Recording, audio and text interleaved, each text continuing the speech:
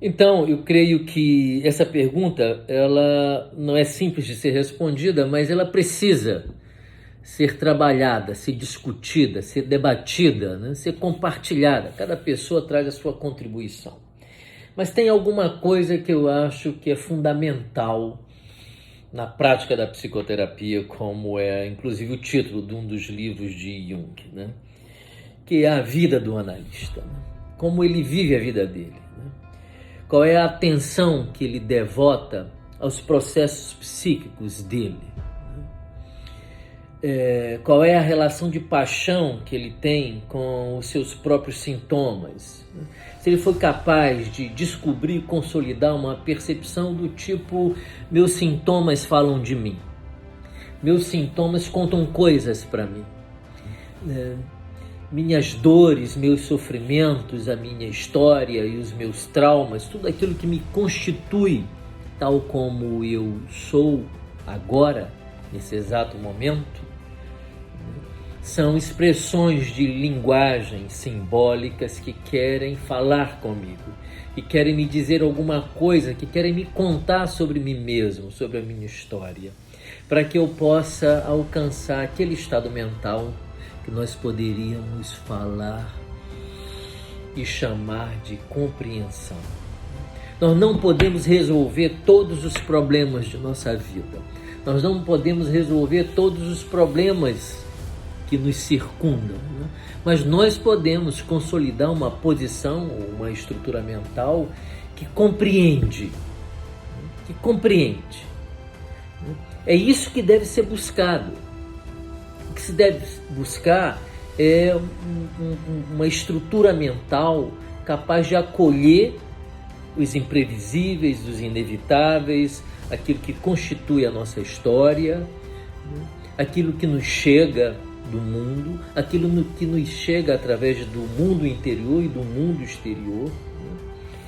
Construir uma estrutura mental que seja aberta à compreensão, porque é tudo que a gente pode fazer. A gente não tem que ficar resolvendo os problemas no sentido de fazer um check, esse aqui está resolvido, check, esse aqui está resolvido, check, esse aqui está resolvido. Não se trata disso. Mas se trata de ampliar a consciência no sentido de entender que a vida está repleta de problemas, né? Repleta de questões, né? E que essas questões, esses problemas, não obrigatoriamente significam psicopatologias. Por exemplo, todos nós vamos morrer, isso é um problema, em geral, para todo mundo, salvo os avatares, que nem os avatares, né? Porque a gente sabe, por exemplo, que Jesus andou reclamando quando estava lá na cruz, né? 5 minutos antes de morrer, o cara estava reclamando que talvez preferisse que não fosse daquela forma, mas foi daquela forma e teve que aceitar de que era aquela forma.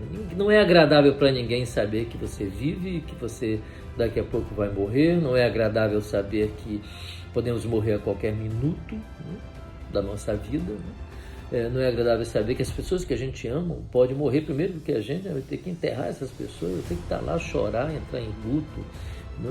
Dor, sofrimento, perda, separação. A condição humana é foda. É como diz Freud, né? Nós somos feitos de carne, mas temos que viver como se fôssemos feitos de ferro, né? De aço, porra. Mas a gente não é de aço. Dói, apertar dói, machuca, fere, né? Dói a pele, dói o coração também. Então, mas essa é a nossa condição. É desse jeitinho que a gente é. Todos nós, sem exceção. Então, o que a gente tem que fazer? Resolver os problemas? Mais do que resolver os problemas, nós temos que estruturar uma mente que compreende. Isso é muito Jung. Estruturar uma mente que compreende. Lá no início da vida, né, quando a mãe entende o que o bebê está dizendo para ela, e ela fala com esse bebê, ela não só o acalma através da voz, né, como ele também introjeta a função de compreender. Isso é Bion, a função de compreender. Quando o bebê se alimenta da tranquilidade que a mãe passa para ele, quando ela conversa com ele, né, ele entende o que está acontecendo ali, né, e se acalma. E ele introjeta as palavras boas e as palavras calmas que a mãe está dizendo para ele. Mas ele não introjeta só isso. Ele introjeta a função que a mãe tem de entender aquilo que ele está dizendo e de transformar aquilo em alguma coisa suave e doce. Ele introjeta essa função, essa forma de funcionar. Isso é maravilhoso que a psicanálise tenha descoberto isso. E é exatamente isso que tem que ficar forte dentro da gente. A gente tem que desenvolver uma mente que compreende. Quando a gente desenvolve uma mente que compreende, a gente renuncia à tentação do ego, que é a nossa tentação, de querer resolver todos os problemas, acabamos nos estressando porque não conseguimos resolver todos os problemas, porque os problemas não são para ser resolvidos todos. Eles constituem a mandala da vida. Os problemas fazem parte da vida. É assim que é a vida. Todo tempo nos oferecendo questões para que a gente encontre soluções criativas. Isso é lindo. É maravilhoso que seja assim. Não precisa ser entendido como trauma, como doença. Nem mesmo a doença é uma doença, por assim dizer. É uma proposta, uma equação, é uma mandala que se apresenta para você e te pergunta: e aí, meu querido, o que você vai fazer com a tua fobia? Hein? O que você vai fazer com a sua ansiedade? O que você vai fazer com essa depressão? Se matar? Ok, pode se matar. A vida não se importa. Vai pensar e vai tentar compreender o significado, a mensagem que estou trazendo. Que bacana, porque aí você vai sair forte de tudo isso e compreendendo o fenômeno vida. Compreendendo o fenômeno vida. A vida é uma entidade. Ela existe nela própria. E ela está em mim, está em você e está em todo mundo que está vivo. Ela é uma questão proposta. E nós devemos ter a humildade de nos abrirmos à compreensão de todos os fenômenos que acontecem na nossa vida. Então eu acho que o analista é esse cara, ele tem que ser esse cara, porra. Ele tem que ser esse cara que é apaixonado por isso, é seduzido por isso, ele respira isso, ele vive isso, cada poro da pele dele se encanta com tudo isso. Então ele mergulha em tristeza, em melancolia, em nostalgia, em felicidade, em alegria, em encantamento. E ele tem que dar conta de tudo isso e traduzir tudo isso primeiro na vida dele. Ele não pode ser aquele cara que diz: faço o que eu digo, mas não faço o que eu faço. Não pode ser esse cara. Ele tem que ter aquilo que um chamou de autoridade moral.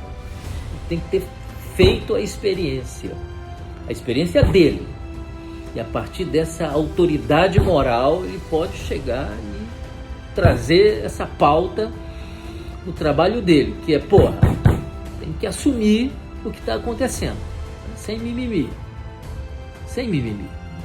Tem que entrar nisso, descobrir o que tem aí dentro de mensagem e de vida. Então, para mim, essa é a minha vida. Encontrei essa inspiração na vida de Carl Jung, um grande mestre, um guru fantástico, um avatar. Mas não só nele, outras pessoas que viveram a sua vida com grande autenticidade, como o Rabi Jesus, por exemplo. A um ponto tão profundo que se descobriu Deus, e tão profundo que foi nesse processo. Então, para mim, essa é a autoridade moral que o analista tem, espontaneamente, porque ele vive segundo a paixão da alma. É isso que eu realmente acho. É assim que eu procuro viver, mesmo escapando aqui e ali, derrapando aqui e ali, mas foda-se, a gente volta de novo e continua e começa tudo de novo. E como diz o apóstolo, vamos trabalhar, porque até agora nós fizemos muito pouco. Vamos continuar.